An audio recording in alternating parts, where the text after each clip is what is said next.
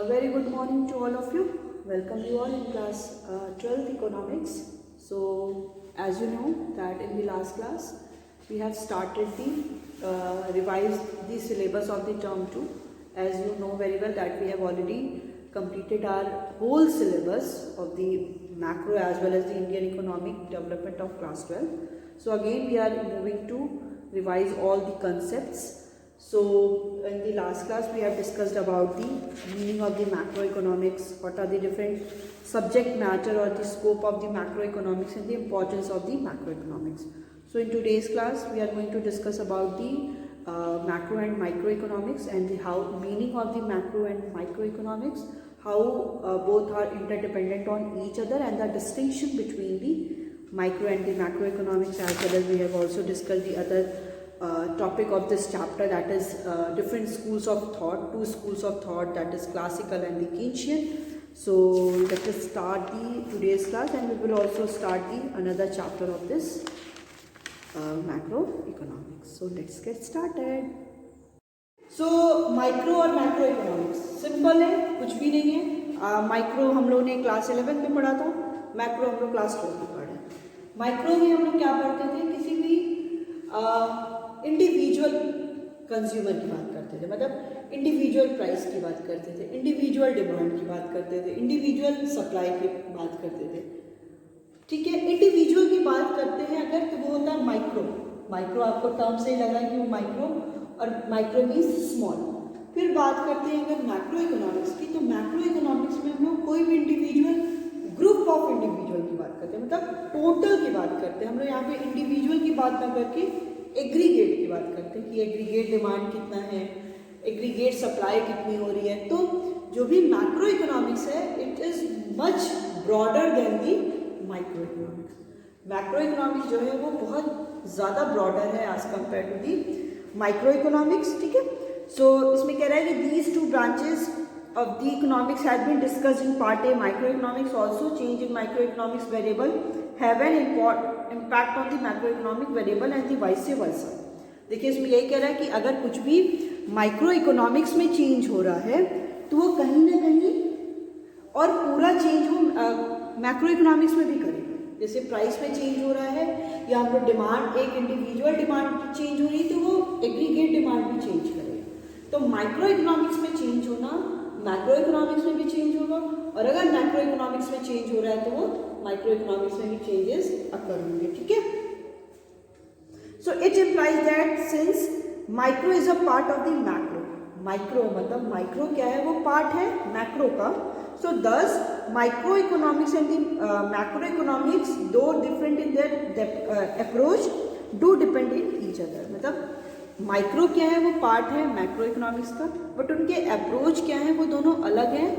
अलग होने के बाद भी दोनों एक दूसरे के ऊपर डिपेंडेंट हैं. ठीक है, जैसे हम तो कहते हैं ना कि माइक्रो और macro is different, but micro is the part of the macro. ठीक है, सो दो the approach of the both different but totally they are dependent on the each other. वो लोग क्या है, एक दूसरे के ऊपर डिपेंडेंट है. मतलब अगर इंडिविजुअल में कुछ चेंज होता है तो वो कहीं ना कहीं एग्रीगेट में भी चेंज करेगा, अगर एग्रीगेट में चेंज हो रहा है तो वो इंडिविजुअल में भी चेंज करेगा. ठीक है, सो कह रहा है कि in micro economics, let us start with the micro economics.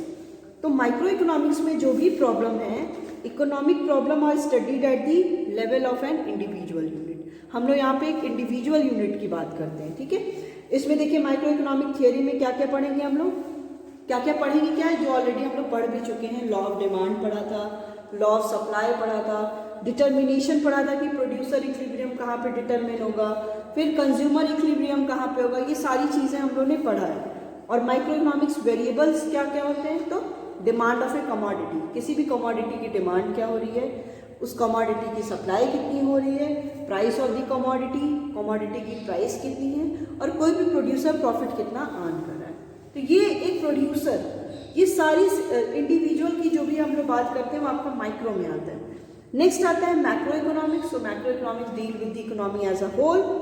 Macro economic theory में हम लोग क्या क्या पढ़ेंगे, theory of the general price level. Price level, general price level वही इन्फ्लेशन डिफ्लेशन. फिर नेशनल इनकम पढ़ेंगे, नेशनल इनकम कहाँ पे डिटरमिन होती है, किस मेथड से हम लोग नेशनल इनकम को कैलकुलेट कर सकते हैं. Theory of international trade, economic growth, theory of employment, ठीक है, ये सारी चीज़ें। अब मैक्रो इकोनॉमिक्स के वेरिएबल्स क्या क्या होते हैं? सो मैक्रो इकोनॉमिक्स के वेरिएबल आपके हो गए AD, aggregate demand, aggregate supply, consumption हो गया, टोटल कंजप्शन कितना हो रहा है, टोटल सेविंग कितनी हो रही है, फुल एम्प्लॉयमेंट की सिचुएशन, नेशनल इनकम, ये सारी चीज़ें क्या किसमें आती हैं आपकी मैक्रो इकोनॉमिक्स। नेक्स्ट आता है जो थोड़ा इंपॉर्टेंट है कि interdependence of the micro economics and the macro economics, की एक दूसरे के ऊपर वो दोनों कैसे इंटरडिपेंडेंट हैं, मतलब माइक्रो इकोनॉमिक्स कैसे मैक्रो इकोनॉमिक्स पे डिपेंडेंट है और मैक्रो इकोनॉमिक्स कैसे माइक्रो इकोनॉमिक्स पे डिपेंडेंट है, ठीक है।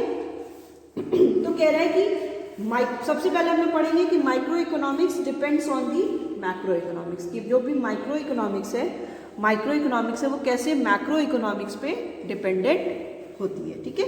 तो कह रहा है कि micro variable depend on the behaviour of the macro variable, कि जो भी माइक्रो वेरिएबल है वो माइक्रो वेरिएबल क्या करते हैं, डिपेंड करते हैं मैक्रो वेरिएबल, सारे मैक्रो वेरिएबल पे डिपेंडेंट होते हैं। That means decision at the micro level, कि कोई भी हम लोग माइक्रो लेवल पे जो भी डिसीजन ले रहे हैं वो decision taken at the macro level, उसका डिसीजन कहाँ पे लिया जाता है, eight the macro level. So in other words the change in aggregate in macro level does impact the economic unit at the individual level, मतलब कोई भी change अगर मैक्रो लेवल पे हो रहा है वो कहीं ना कहीं माइक्रो लेवल पे भी चेंज होगा। अगर ऐसी एग्जाम्पल समझ लीजिए कि कुछ भी चेंज हो रहा है, मतलब पूरी प्राइस चेंज हो रही है, जनरल प्राइस लेवल चेंज हो रहा है, मतलब कमोडिटी की प्राइस चेंज हो रही है, तो कहीं ना कहीं वो एक इंडिविजुअल को भी अफेक्ट कर रहा है कि नहीं। हम लोग बोलते हैं कि टैक्सेशन में चेंज हो रहा है, टैक्स पूरी कंट्री में चेंज हो रहा है, तो वो कहीं ना कहीं एक इंडिविजुअल को भी अफेक्ट कर रहा है, वही सेम चीज़ है।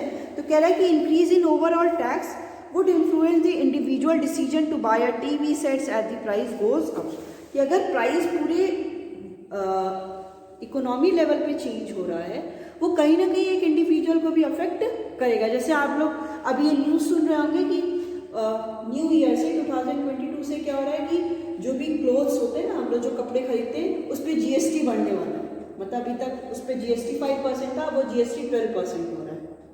तो जीएसटी बढ़ने से मतलब अराउंड 7%, तो क्या होगा, पूरा सारे ड्रेस और जो भी क्लोथ्स मटेरियल है वो भी इंक्रीज कर जाएंगे। तो इससे क्या है, टैक्स रेट तो पूरा ऑल ओवर इकोनॉमी बढ़ा, तो कहीं ना कहीं वो हर एक इंडिविजुअल को भी अफेक्ट कर रहा है कि नहीं, कैसी कमोडिटी को परचेज करेगा, क्योंकि प्राइस तो उसकी क्या हो गई है, गोज अप हो गई है, ठीक है। So price of the commodity is influenced by the general price level in the economy, ठीक है। जो भी प्राइस है कमोडिटी की वो कैसे अफेक्ट करती है, जो भी जनरल प्राइस लेवल है। तो ये हो गया माइक्रो इकोनॉमिक्स किस पे डिपेंड करता है, मैक्रो इकोनॉमिक्स पे। नेक्स्ट आता है कि macro economics depends on the micro economics, की कैसे मैक्रो इकोनॉमिक्स जो है वो माइक्रो इकोनॉमिक पे डिपेंड करते हैं, ठीक है। So macro variable depend on the micro variable, that is decision at the macro level depend on the decision at the micro level, कि जो भी मैक्रो लेवल पे डिसीजन हो रहा है वो कहीं ना कहीं मैक्रो लेवल पे अफेक्ट कर रहा है।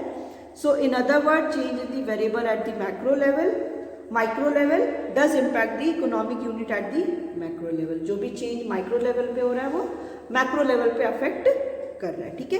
तो इसमें कह रहा है कि aggregate demand depends on the demand of an individual house hold of the economy, ठीक है। अब अगर एग्रीगेट डिमांड चेंज हो रही है, मतलब टोटल डिमांड चेंज हो रही है, वो किस पे डिमांड डिपेंड करेगी, डिमांड ऑफ द इंडिविजुअल, कि कोई भी इंडिविजुअल की जो डिमांड है, ठीक है। या कह रहा है national income of the country is the sum total of the income of the individual unit of income of the people, मतलब अगर हम लोग कैलकुलेट करते हैं ना नेशनल इनकम,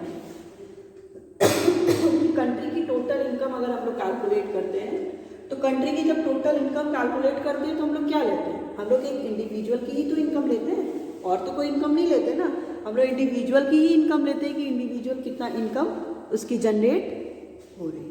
तो यही सारे आपके क्या हो जाते हैं, कह सकते हैं कि माइक्रो इकोनॉमिक्स क्या है, वो मैक्रो इकोनॉमिक्स पे टोटली डिपेंड करता है। कैसे कि अगर कोई भी डिसीजन हम लोग माइक्रो लेवल पे कर रहे हैं तो वो मैक्रो लेवल पे एग्जीक्यूशन होगा, या कोई भी चेंजेस हम लोग मैक्रो लेवल पे कर रहे हैं तो कहीं ना कहीं माइक्रो लेवल पे भी वो इम्पैक्ट होगा। इसमें आपका आ सकता है कि कोई भी कैसे how the macro economics is dependent on the micro और how the micro economics is dependent on the macro. So आप उसको एक एग्जाम्पल के हेल्प से बता सकते हो कि कैसे माइक्रो और मैक्रो एक दूसरे के ऊपर डिपेंडेंट हो सकते हैं। ठीक है, सो ये आपका हो गया interdependence of the micro and the macro economics. Next है इसका एक छोटा सा है कि माइक्रो इकोनॉमिक्स और मैक्रो इकोनॉमिक्स में डिफरेंस क्या है। तो वो इंडिविजुअल यूनिट पे बात करता है, वो इकोनॉमी एज अ होल पे बात करता है। वो इसमें क्या क्या है, इंस्ट्रूमेंट्स क्या क्या यूज़ करते हैं कि economic problem, demand and supply, individual उसमें क्या है एग्रीगेट डिमांड और एग्रीगेट सप्लाई की बात करते हैं। डिटर्मिनेंट क्या होता है, इसमें प्राइस ही डिटर्मिनेंट होता है।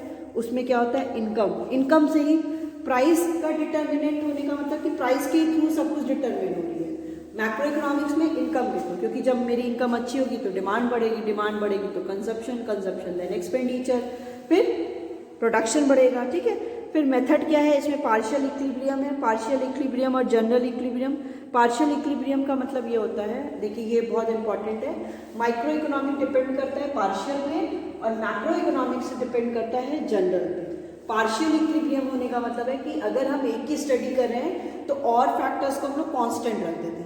अब आप याद करिए थियरी ऑफ डिमांड, जब डिमांड और प्राइस के बीच में हम लोग रिलेशन पढ़ते थे तो और सारे फैक्टर्स को, income of the consumer, price of the related good, इन सारी चीज़ों को कांस्टेंट कर देते थे और बस उन दोनों के बीच में रिलेशन पढ़ते थे। बट अगर हम लोग macro economics is depend on the general equilibrium, general का मतलब है कि यहाँ पे साइमल्टेनियसली सारे फैक्टर्स ही चेंज होंगे। ऐसा नहीं है कि दो के बीच रिलेशन पड़े तो सबको हम कांस्टेंट कर देंगे। जैसे हम लोग कहते हैं ना कि इनकम बढ़ रही है तो इनकम से हमारा कंजप्शन बढ़ रहा है, कंजप्शन एक्सपेंडिचर, डिमांड बढ़ रही है, इससे सप्लाई बढ़ रही है, इससे कंट्री का नेशनल इनकम, इकोनॉमिक ग्रोथ सब एक साथ बढ़ रहा है। उसमें क्या है कि अगर प्राइस और डिमांड के बीच रिलेशन पड़ा है तो सारे कांस्टेंट हो गए। इसको प्राइस थ्योरी भी बोलते हैं, उसको theory of income and employment. It came from the Greek word micro, micros, और वो मैक्रो से आया है।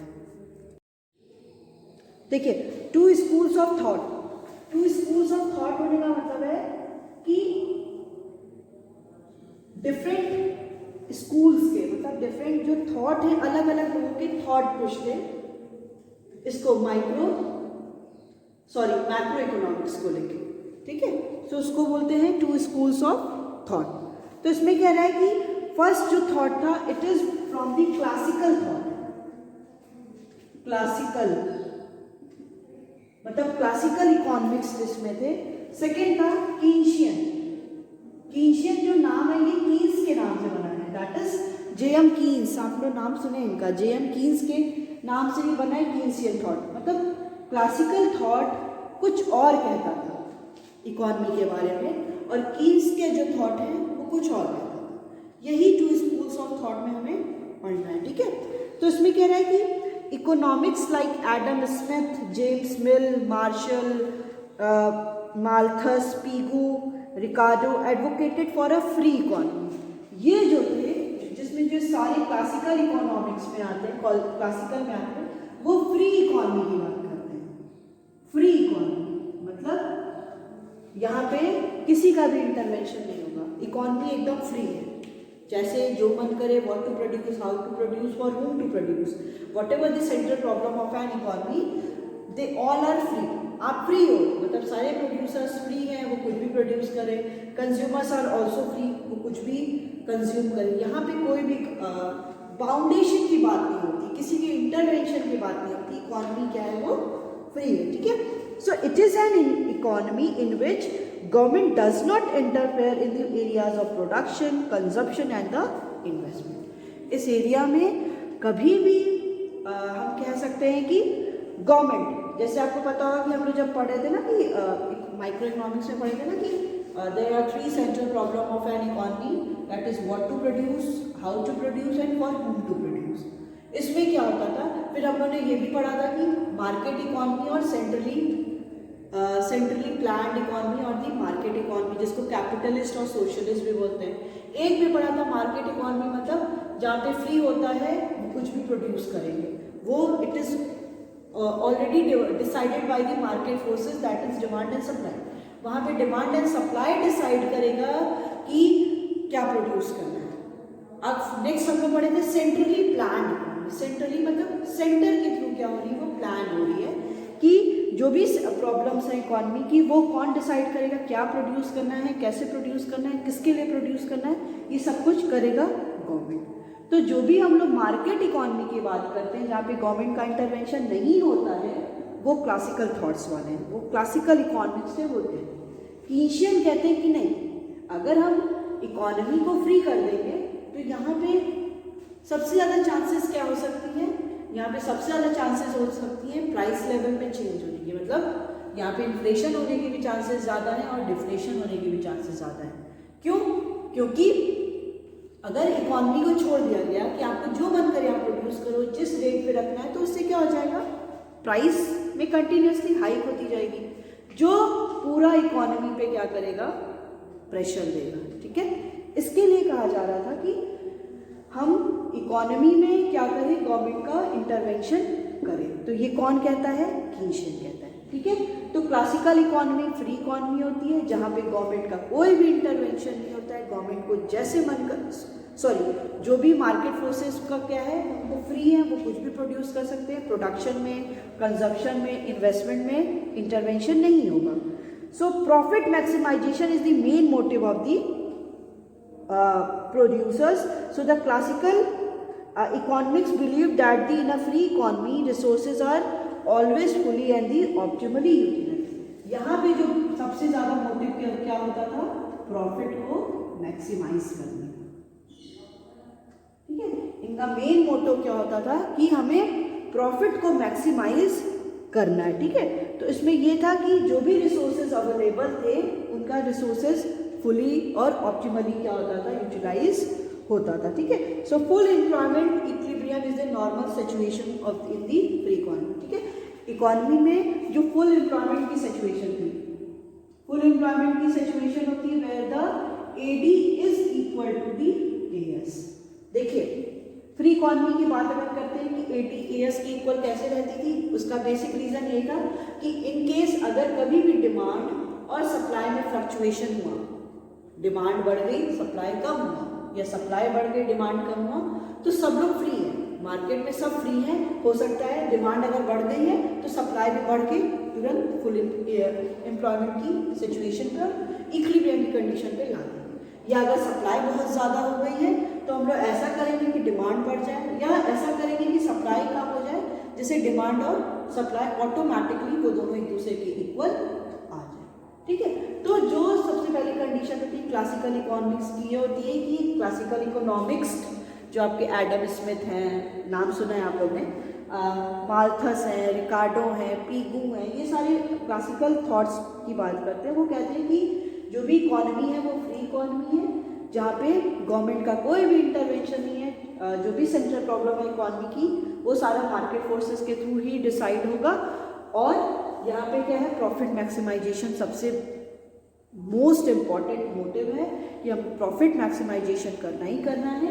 और साथ ही साथ यहाँ पे जो भी रिसोर्सेज हैं, जो भी रिसोर्सेज अवेलेबल रिसोर्सेज हैं, they all are fully and efficiently utilise, वो फुली अच्छे से और एफिशिएंटली यूटिलाइज भी हो रहे हैं। और यहाँ पे एक जो मेन एक आइडल सिचुएशन है वो क्या होती है, फुल एम्प्लॉयमेंट की होती है, जहाँ पे एग्रीगेट डिमांड किसके इक्वल है, एग्रीगेट सप्लाई।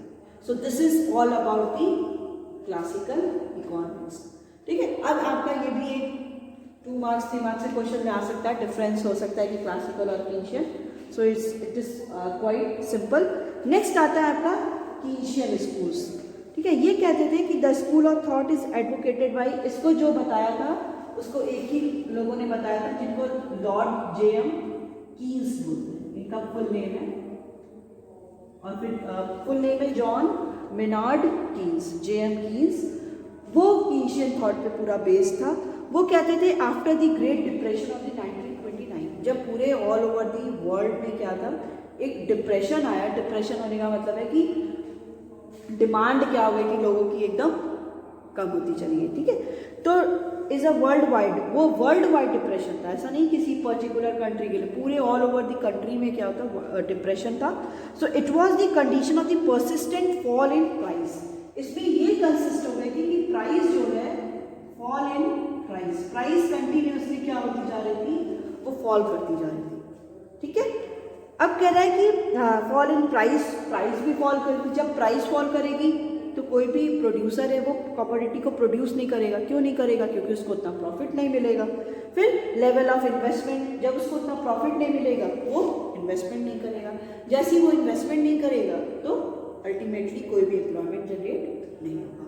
तो ये पूरे वर्ल्ड वाइड की प्रॉब्लम थी कि पूरी इकोनॉमी में, वर्ल्ड इकोनॉमी में क्या था, एक डिप्रेशन आ गया था 1929 में, जहाँ पे प्राइस भी फॉल कर रही थी, प्रॉफिट भी फॉल कर रहा था, इन्वेस्टमेंट भी फॉल कर रहा था, अब कह सकते हो कैपिटल फॉर्मेशन नहीं हो रहा था, एम्प्लॉयमेंट फॉल कर रहा था, सब कुछ क्या था, कंटिन्यूसली फॉल करता जा रहा था।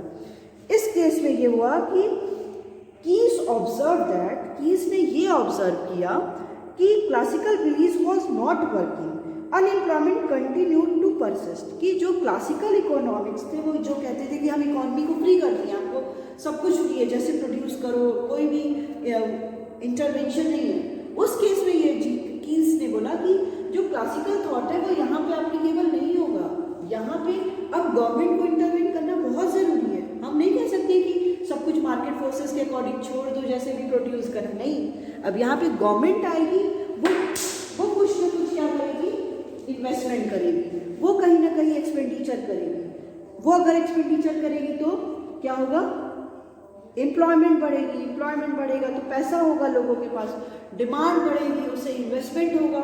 इसीलिए उन्होंने बोला कि नहीं, जब अंडर कंट्रोल नहीं है, मार्केट फोर्सेस के अंडर कंट्रोल नहीं है, डिमांड सप्लाई के कंट्रोल में नहीं है, तब यहाँ पे गवर्नमेंट का इंटरवेंशन बहुत ज़रूरी है। गवर्नमेंट को यहाँ पे आना ही पड़ेगा। ऐसा नहीं कि गवर्नमेंट बस पीछे बैकयार्ड पे देख के सब कुछ देख रही है, नहीं, गवर्नमेंट का यहाँ पे इंटरवेंशन ज़रूरी है। So accordingly he suggested that the government must interfere to correct disequilibrium. Government को आना पड़ेगा, जो भी ये डिसइक्विलिब्रियम हो गया, जहाँ पे आपका एडी क्या हो गया, एग्रीगेट डिमांड लेस हो गया है एग्रीगेट सप्लाई के, ठीक है।